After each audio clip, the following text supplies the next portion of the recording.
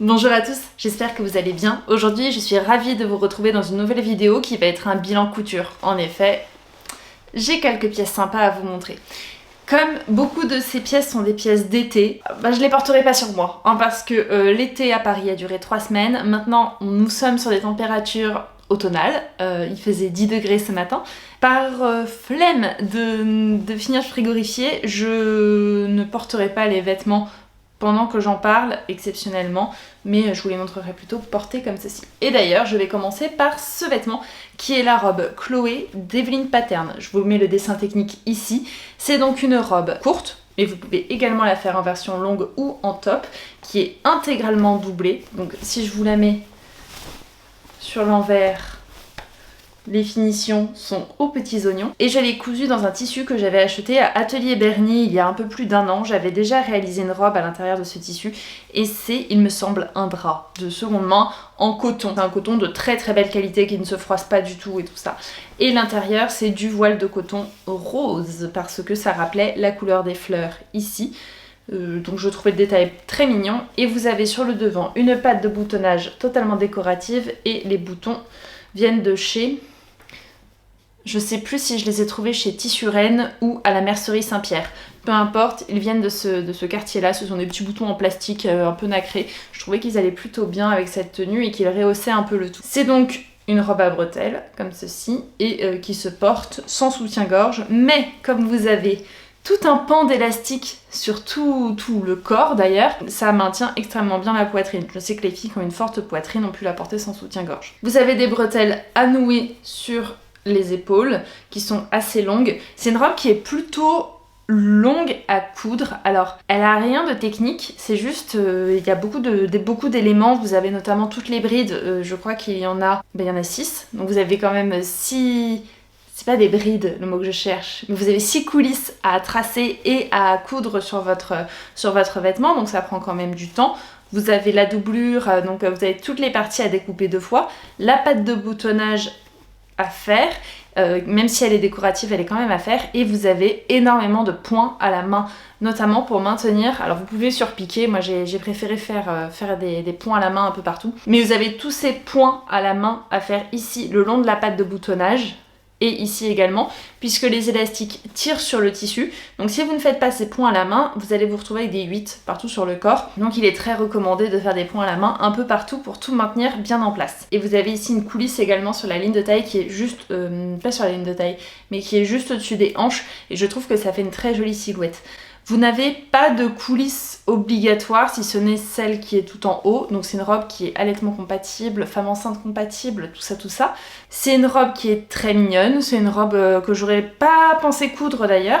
Et puis je l'ai vue sur Evelyn et je me suis dit oh pourquoi pas. Et finalement dans ce tissu je la trouve absolument charmante. Sinon c'est un beau patron, très bien fait, très bien pensé. Moi j'ai juste pris une petite liberté par rapport à la gamme de montage. C'est que j'ai fixé ma doublure en bas en fourreau, plutôt que de faire un double rentrée tel qu'elle le préconise. Moi j'ai fait le bas en fourreau et j'ai fait une sous-piqûre tout le long de la doublure pour qu'elle ne ressorte pas sur l'endroit. Un modèle donc hyper accessible aux débutants. En plus Evelyn, le livret est super détaillé, super propre. Vraiment les livrets d'Evelyn sont vraiment très très beaux. Donc je ne peux que vous le recommander. Le seul défaut que je lui trouve, c'est que je trouve les bretelles très excentrées, ce qui fait qu'elles tombent tout le temps. Donc moi, si je la refais, je recentrerai les bretelles de 1 à 2 cm sur le devant. Dans le dos ça passe, mais sur le devant je les trouve vraiment très très excentrées, donc je les recentrerai pour qu'elles retombent un peu moins et qu'elles soient mieux équilibrées sur le buste. Même si je les ai déjà centrées par rapport à la version initiale qui a été modifiée depuis par Evelyn, je pense que ça gagnerait à être recentré d'encore 1 ou 2 cm. Je vous mets ici un insert porté, donc c'est une robe que j'ai cousue dans le cadre du test du patron. Donc le patron m'a été offert par Evelyn, merci beaucoup. Et puis nous passons maintenant à la robe suivante. La robe suivante c'est celle-ci, c'est la robe Kia Danser à Paris, je vous mets le dessin technique ici. Moi j'ai décidé de la coudre sans les manches, c'est une robe qui se coud en maille et ça se caractérise par ce nœud sur le devant. Alors c'est pas tellement un nœud, c'est une espèce de boucle dans laquelle vous glissez le haut de la robe et donc ça donne ce plissé absolument ravissant. Et j'ai décidé de la coudre sans manches. J'avais déjà cousu une version avec manches longues l'année dernière pour l'automne. Et j'avais acheté ce tissu, donc c'est une maille Milano de chez Atelier de la Création qui est en viscose et élastane, il n'y a pas de polyester dedans, ce qui est très rare pour une maille Milano. Et j'avais pris 1,50 m, mais je savais pas du tout quel projet j'avais envie de faire dedans. Donc elle traînait un peu dans un coin, je l'avais achetée sans projet derrière la tête, ne faites jamais ça. Et puis j'ai eu une illumination cet été en me disant mais pourquoi je me la ferais pas en manche, enfin sans manche, la Kia, parce que je l'aime bien. Alors oui, mon autre Kia est un peu dans les tons rouges aussi, mais plus terracotta. Celle-ci c'est vraiment un rouge carmin qui tire presque sur l'orange. Je me suis dit bon bah je vais la faire sans manche, ça me fera une Kia pour l'hiver et une Kia pour l'été, ce sera très bien. Et ben je l'adore, je crois que je la préfère même à ma version manche longue. Pour faire les manches courtes, j'ai fait, donc vous avez ici la bande d'encolure et j'ai fait des bandes d'entournure. J'ai pris 1 mètre, j'ai mesuré la longueur de mon entournure et j'ai calculé la longueur fois 0,8, je crois qu'il faut faire comme ça, pour avoir la longueur de ma bande d'entournure. D'ailleurs ça je trouve que dans le livret c'est pas super bien détaillé de la part de la créatrice, que ce soit sur la bande d'entournure, bon elle explique pas comment faire la version sans manche, mais pour la bande d'encolure je trouve que c'est pas hyper bien explicité en termes de mesure et tout ça, donc ce serait à gagner, mais sur ma version je me suis quand même bien amusée à faire mes petits calculs pour que ça tombe juste. J'avais un peu peur parce que bien que mes deux bandes soient de la même taille, j'en avais une où ça gondolait un petit peu sur l'épaule, je l'ai lavé, le problème a disparu, donc tant mieux. Et puis j'ai fixé les bandes avec... Je sais pas si vous verrez, je sais pas, voilà, j'ai fixé les bandes avec un point à l'aiguille double. C'est pas ce qu'il y a de mieux, honnêtement, c'est pas le plus durable dans le temps, mais bon, écoutez, ça fait très bien le job comme ça, mais c'est vrai que, à mon avis, comment on appelle ça ? C'est pas la surjeteuse, c'est la recouvreuse. À mon avis, la recouvreuse fait un job bien mieux. Et j'ai fait également mon ourlet en bas de robe à l'aiguille double. Et lui, pour l'instant, il tient très bien. Je vous mets une vidéo portée de la robe. Moi, vraiment, je la trouve très belle. Voilà, et puis on passe au projet suivant. Le patron suivant, c'est un patron maison. Je suis partie du modèle violette du livre de Charlène Plot, de son premier livre, Ma garde-robe bohème chic, je crois qu'il s'appelle comme ça. Vous savez, c'est la blouse avec un gros col. J'ai enlevé le col, j'ai retravaillé l'encolure et j'en ai fait un petit top. Alors ça, c'est vraiment un test, hein, en réalité. J'avais une chute de ce coton. Et j'ai fait le petit top dedans, donc c'est un petit top ultra simple. Vous avez des pinces, vous savez moi j'appelle ça des pinces losanges, ici, là, et puis la même chose dans le dos pour recentrer un petit peu. L'encolure c'est pas carré, c'est pas rond, c'est un peu entre les deux. Et les entournures, bon bah c'était déjà une version sans manche, donc j'ai continué comme ça. À l'intérieur j'ai fait des coutures anglaises, comme ceci, je trouve que c'est vraiment joli. Et j'ai fermé mon entournure et encolure avec un biais Liberty qui a pris le rose parce que j'ai fait une erreur de machine à laver. Ça fait 2 fois cette année que je fais une erreur. Bon, c'est pas choquant parce que c'est à l'intérieur, mais vous voyez, c'est un biais Liberty qui, normalement, est blanc, pas rose. Et alors là, le biais, je suis pas sûre que c'était l'idée du siècle parce que il ressort à certains endroits. Alors, notamment sur l'entournure, vous voyez ici, en bas de l'entournure, si je me mets comme ça, il ressort un peu. Et sur l'encolure, là où il y a des angles finalement, vous voyez ici par exemple, là où il y a des angles, le biais ressort. Donc je pense que ou le biais est trop épais, ou alors il faut que je trouve une autre solution, mais c'est bien, j'apprends. Et également, j'ai eu énormément de mal dans les angles à faire coïncider le biais et le tissu. Ça faisait des petits plis pas jolis du tout. Donc là-dessus je vais attendre vos conseils et vos recommandations puisque je découvre totalement ce point-là. Je me suis dit que c'était parce que mon biais était trop large et qu'il aurait mieux fallu un biais beaucoup plus fin pour une encolure avec des coins un peu marqués comme ça. Je me suis dit que c'était ça un peu le problème. Vous voyez, j'ai même le problème sur ici. Sur mes angles. Dès qu'il y a des angles, ça ne se place pas bien. Donc, je pense que c'est point un peu décevant de ce top.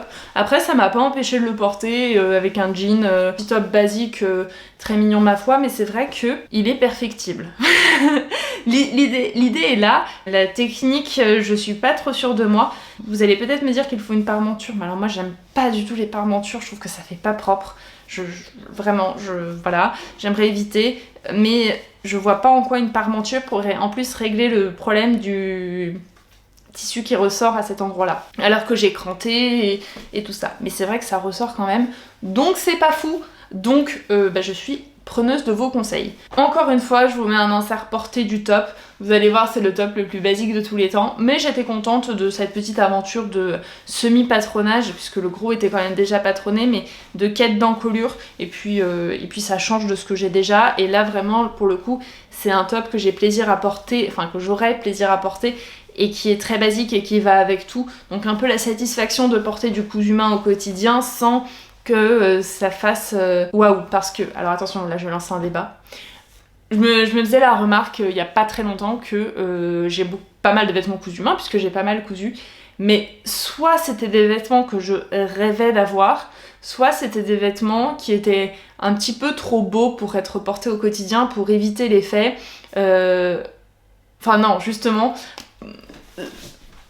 pas pour éviter un effet, mais justement pour donner un effet waouh, t'as quand même pas fait ça toute seule. Et finalement, ces vêtements-là, je les aime beaucoup, mais je les porte pas parce qu'ils sont importables dans mon quotidien, que quand je les vois dans l'armoire, je me dis non, c'est pas pratique, tout ça. Je vois sur des patrons, sur des sites par exemple, je les trouve super beaux. Il y a un an, je les aurais achetés, il y a 2 ans, peut-être pas un an, mais il y a 2 ans, je les aurais achetés en me disant waouh, ce vêtement est incroyable. Et finalement, une fois qu'il est cousu, on n'en a plus envie. Et ça, c'est un truc que j'ai remarqué il y a quelques temps, et donc je me force un peu à faire des patrons qui sont plus simples, qui sont peut-être moins travaillés, qui ont moins besoin de cet effet waouh pour davantage porter ce que je couds au quotidien, ce qui est quand même un peu le but aussi de s'habiller, et de me dire que ces vêtements sont là pour être portés et pas là pour la technique couture.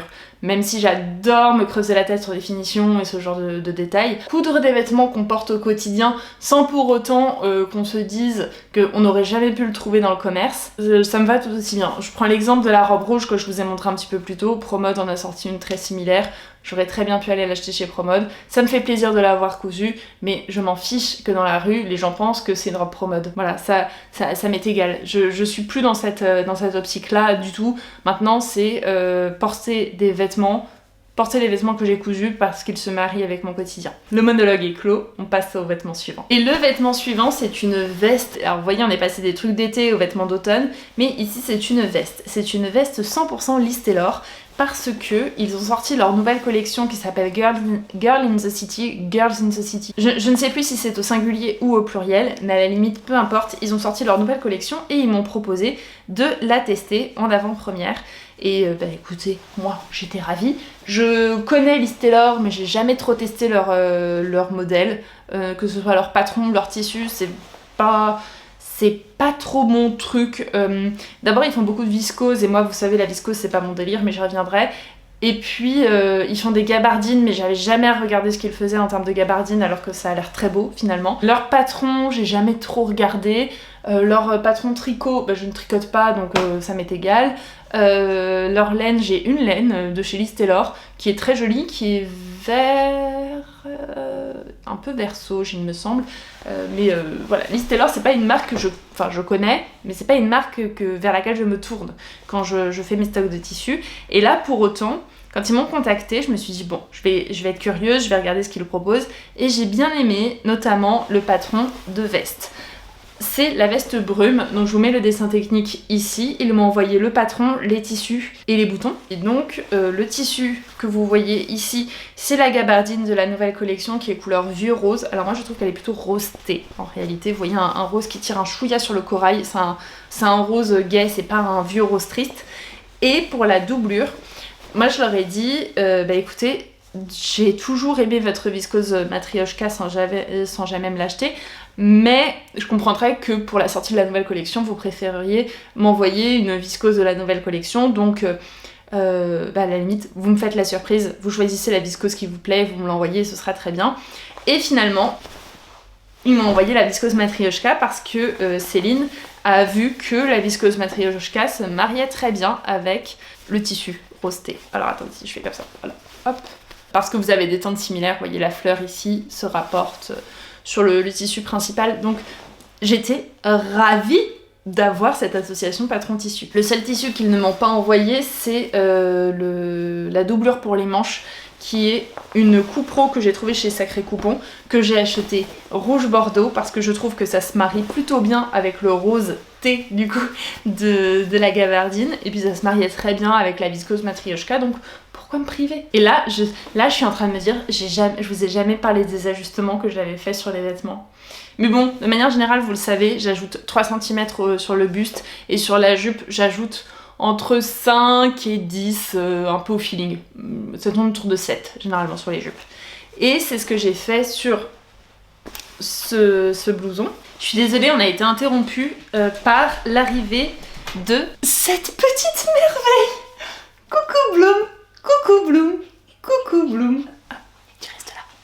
Donc, je vous disais que pour les ajustements, généralement j'allonge de 3 cm sur le buste et j'allonge de 5-6 cm sur le bas. Et ici j'ai allongé donc de 3 cm la partie haute, puisque c'est une veste en 2 parties. Donc j'ai allongé de 3 cm la partie haute et de 5 cm la partie basse. Ce qui fait que j'ai allongé la doublure de 8 cm en tout. Et j'ai allongé les manches de 6 cm. À mon avis 5 voire 4 c'était largement suffisant. Donc je n'ai pas fait la petite boutonnière prévue sur le bas-volet dans le dos. Vous pouvez également faire une coulisse dans laquelle vous faites glisser un cordon à l'intérieur. C'est tout à fait possible, et vous pouvez ajouter une capuche pour un vrai effet parka. Ce que je n'ai pas fait parce que c'est une gabardine qui n'est pas imperméable, donc je voyais pas l'intérêt de mettre une capuche. Mais c'est une possibilité sur la veste brume, et vous avez un col, un peu col officier que je trouve vraiment joli, et des manches raglantes. Moi je trouve le modèle très sympa. Comme j'ai allongé de 8 cm, si je vous fais ça, vous voyez qu'ici il manque un bouton, puisque j'avais pas assez de boutons pour en mettre un en plus. Mais ce n'est pas grave, de toute façon, enfin je ne boutonne jamais jusqu'en bas mes vestes, donc écoutez, j'en suis ravie, j'en suis vraiment très contente, je la trouve vraiment très jolie. Pas de points particuliers, ah si, les points particuliers ici, là vous avez donc un effet vague en bas. Pour coudre la doublure, moi je vous recommande de ne pas coudre là, de coudre ici, de remonter jusqu'à 1 cm en dessous, et pareil de l'autre côté, reprendre de l'autre côté 1 cm en dessous de la pointe ici. Sinon ça fait un pâté et c'est moche, et j'ai pas super bien réussi la jonction, les deux jonctions là de tissu ici, et pareil de l'autre côté. Alors c'est à l'intérieur, ça ne se voit pas, mais sachez que moi elles ne sont pas particulièrement réussies, et vous avez des poches. Ce qui peut être à mon avis super beau sur cette veste, c'est de faire des surpiqûres absolument partout.